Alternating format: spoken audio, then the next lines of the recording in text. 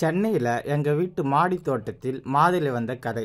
Okay, ஒரு விடுகதையோடு போயிடுவோம். குடுக்க நிறைய வைரமணி. அது என்ன பழம்னா இந்த மாதுளை. உங்களுக்கு மாதுளை பழத்தை பற்றி எதுனாச்சும் புதிய தெரிஞ்சா கமெண்ட் பண்ணுங்க. மாதுளை பழத்தில் எவ்வளோ சத்து இருக்குது, எவ்வளோ விட்டமின்ஸ் இருக்குது. ஆனால் நம்ம இந்த வீடியோவில் எல்லாத்தையும் சொல்ல முடியாத காரணத்தினால மாதுளை பழத்தில் நிறைய விட்டமின்ஸ் இருக்கு மட்டும் சொல்லிடுறேன்.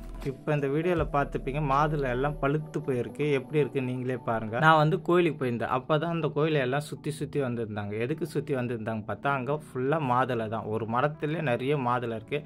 அந்த வீடியோ தான் நான் இப்போ உங்களுக்கு காமிச்சுன்னு இருக்கேன். அதில் ஒரு பழத்தை நான் பறித்து சாப்பிட்டேன். ரொம்ப டேஸ்ட்டாகவும் இருந்தது. நமக்கு சென்னையில் நிறைய இடம்லாம் கிடையாது. அதனால நம்ம மாடி தோட்டத்தை வளர்ப்போம்னு சொல்லிட்டு கார்டனிங்கு போனோம். அங்கே மாடியில் வளர்க்க முடியுமா, ஒரு மாதுளை செடி இருந்தால் கொடுங்கன்னு கேட்டேன். அவங்களும் தந்தாங்க. செடி வாங்கிறதுக்கு காசு சரியாக போச்சு. அப்புறம் எங்கள் தொட்டி வாங்கிறது, சரி வீட்டுக்கு அந்த செடியை எடுத்துன்னு வந்துட்டு தொட்டிக்கு நடா பண்ணது யோசிச்சேன். அப்போ தான் பக்கத்து வீட்டில் ஏதோ பொருள் ஒன்று வாங்கியிருந்தாங்க. அதில் இந்த தர்மாக்கோல் பாக்ஸ் வந்தது. அதை நான் கேட்டு வாங்கி மண் நிறைய கொட்டி செடி வச்சேன்.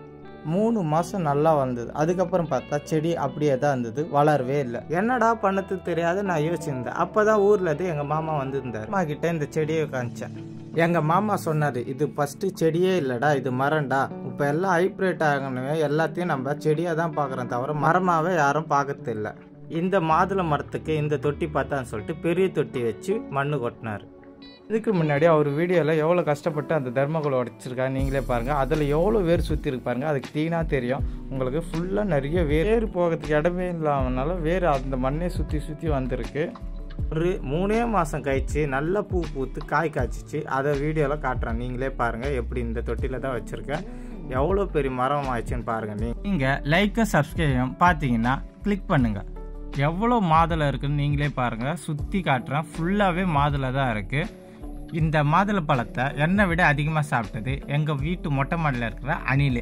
நீங்கள் எங்கேனாச்சு இதுமாரி மாடி தோட்டத்தில் வளர்த்து பார்த்துருக்கீங்களா? பார்த்துருந்தா கமெண்ட் பண்ணுங்கள். நான் வீடியோக்காக சொல்லலை, உண்மையிலே மாதுளை பழம் ரொம்ப டேஸ்ட்டாகவே இருக்குது. என்ன இவன் ஒரு டிப்ஸு கூட கொடுக்கலன்னு பார்க்குறீங்களா? எல்லாருமே அது தானே சொல்கிறாங்க. சரி வாங்க, இது என்ன பூன்னு தெரியுதா? இது வந்து ஆண் பூ. பூ எல்லாம் பெருசு அழகாக இருக்குது பாருங்கள். நேச்சுரலாக இருக்குது செடி எல்லாமே. எவ்வளோ ஒரு க்ரீனிஷாக இருக்குது. இல்லை நிறைய பூவும் வச்சிருக்கு, நிறைய காயும் வந்திருக்கு. குட்டி குட்டியாக அங்கங்கே இருக்குது.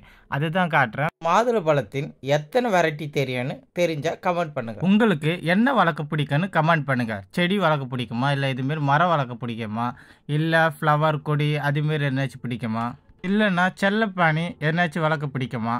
எது வந்தாலும் கமெண்ட் பண்ணுங்கள். இல்லை பேருக்கு வளர்க்க பிடிக்கும், ஆனால் என்ன வளர்க்க தான் முடியாது. ஏன்னா வாடகை வீட்டில் இருக்காங்கன்னா ஒரு நாயோ மாடோ வளர்க்க முடியாது. சொந்த வீடாக இருந்தால் வளர்க்கலாம். அதேமாரி தான் ஒரு அப்பார்ட்மெண்ட்ஸில் இருந்தோன்னா நம்ம நிறைய செடியும் வளர்க்க முடியாது. நீங்கள் எப்போவுமே உங்கள் கையில் இருக்கிறத வச்சு நீங்கள் சந்தோஷமாக. ஏன்னா இந்த வாழ்க்கையில் நமக்கு நிமிஷத்துக்கு ஒரு பிரச்சனை வந்துக்கிட்டே இருக்கா. ஒரு பிரச்சனை போனால் இன்னொன்று பிரச்சனை போனால் ஒரு பிரச்சனை. எதுக்கு நம்ம எல்லாத்தையும் நினச்சி வேஸ்ட்டாக கவலை பண்ணோம்? இருக்கிற டைமில் இருக்கிற நேரத்தில் சந்தோஷமாக இருப்போம். எல்லாமே பாருங்கள் ஜோடியாக இருக்குது. ஏன்னா பேச்சு துணைக்கு வேணாம்ல. அதில் இன்னும் காய் காய்ச்சிருக்கோம், நிறைய பூ பூத்துருக்கோம். பாதி பூ கீழே கொட்டிச்சு. ஏன்னா புயல் காற்று வந்தது. அதில் வந்து முக்கால்வாசி பூ கீழே விழுந்துச்சு. அப்போ கூட பாருங்கள் மரத்தில் எவ்வளோ காய் வந்திருக்கு, எவ்வளோ பூ இருக்குன்னு. நீங்கள் கேட்கலாம், மேலே வளர்க்குறதுனால என்ன பயன்? ஒரு பயனும் இல்லைன்னு சொல்லலாம். ஆனால் நிறைய பயன் இருக்குது. சொல்கிறேன், ஒன்று கேளுங்க.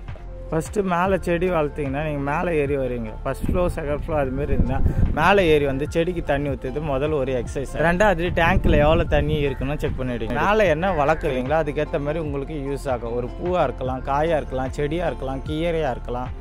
காலைல நீங்கள் மொட்டை மாடிக்கு வந்தீங்கன்னா விட்டமின் டி சன்லைட்டும் கிடைக்கும். ஈவினிங் தண்ணியும் ஊற்றலாம், நல்லா காற்றும் வரும். நீங்கள் அப்படியே மாடியில் எக்ஸசைஸ் கூட பண்ணிக்கலாம். அந்த லைக்கை சப்ஸ்கிரைப் கண்டுபிடிச்சி கிளிக் பண்ணுங்கள். மேலும் உங்களுக்கு இந்த வீடியோ பிடிச்சிருந்தா என் சேனலை ஃபாலோ பண்ணுங்கள். தீனா பிளான்டேஷன். வீடியோ முடியல, இன்னும் 1 நிமிஷம் வீடியோ தான் இருக்குது. அதையும் பார்த்துங்க. பாய்.